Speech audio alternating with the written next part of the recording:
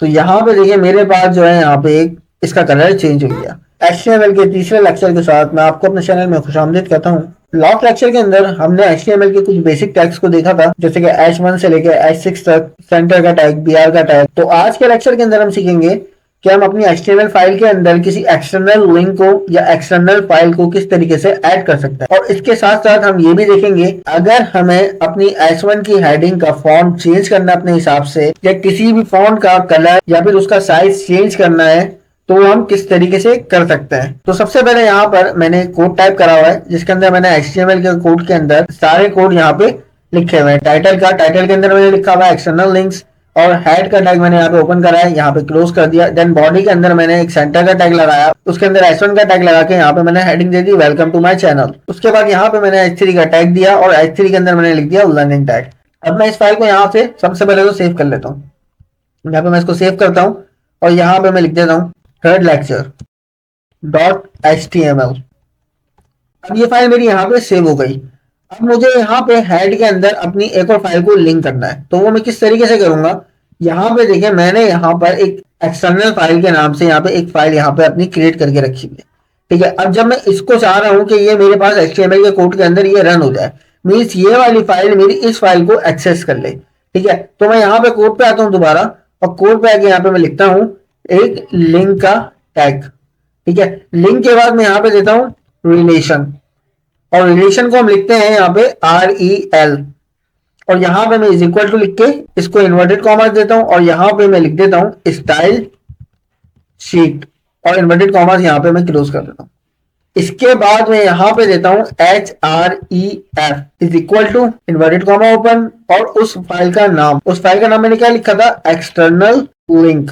File का नाम check कर लेंगे एक दफा, एक्सटर्नल फाइल है, तो यहाँ पे मैं लिख देता हूँ एक्सटर्नल फाइल, यहाँ पे इन्वर्टेड कॉमा क्लोज कर देता हूँ, और यहाँ पे मैंने लिंक का टैग भी यहाँ पे क्लोज कर दिया, ठीक है। अब यहाँ पे हुआ क्या कि सबसे पहले मैंने एक लिंक का टैग लगाया हेड के अंदर, और उसको मैंने बता दिया कि यहाँ पे मैं कोई फाइल लिंक कर रहा हूँ अपनी। उसके बाद मैंने उसको रिलेशन बताया कि उस फाइल से मेरी HTML फाइल का रिलेशन क्या है, तो यहाँ पे मैंने लिख दिया स्टाइल शीट। अब स्टाइल शीट का मतलब ये हुआ कि कोई भी डॉक्यूमेंट की हमारे पास फाइल है, तो हम यहाँ पे हमेशा क्या लिखेंगे, स्टाइल शीट, ठीक है। इसके बाद मैंने यहाँ पे क्या दिया, href मीन्स हाइपरलिंक रेफरेंस, ठीक है। इसको हम क्यों यूज करते हैं, हम इसको किसी भी दूसरी फाइल से लिंक करने के लिए इसको इस्तेमाल करते हैं, ठीक है। और उस फाइल का यहाँ पे मैंने नाम इन्वर्टेड कॉमर्स के अंदर दे दिया एक्सटर्नल फाइल। अब इसके लिए जरूरी है कि जहां पे आपकी HTML फाइल हो वहां पे वो फाइल भी एग्जिस्ट हो।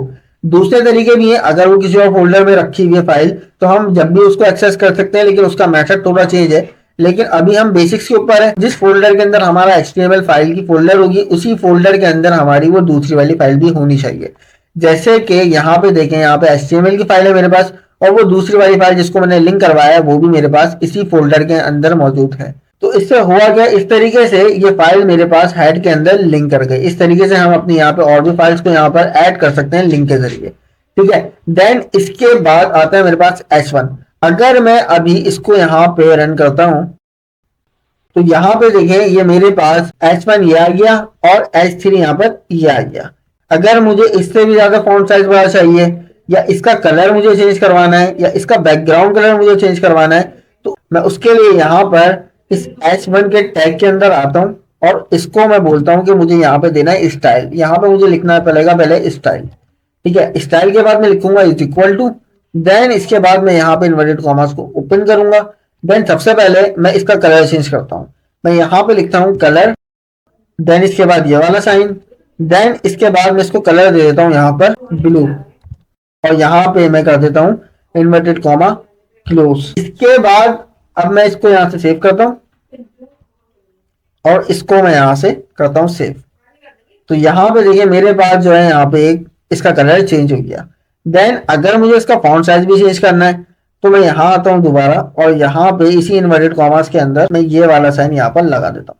देन इसके बाद मैं यहाँ लिखता हूँ फॉन्ट साइज, ये वाला साइन लगाता हूँ दोबारा, और यहाँ पे मैं लिख देता हूँ 40 पिक्सल, ठीक है। अब ये दोनों कंडीशन जो है मेरे पास एक ही इन्वर्टेड कॉमर्स के अंदर आ रही है स्टाइल वाली, ठीक है। और बीच में जस्ट मैंने इन दोनों का डिफरेंस करवाने के लिए ये वाला साइन यहाँ पर लगा दिया। अब मैं यहाँ से इसको सेव करता हूँ और यहाँ से एक रूम में जाता हूँ अपने और इसको यहाँ से मैं रिफ्रेश करता हूँ।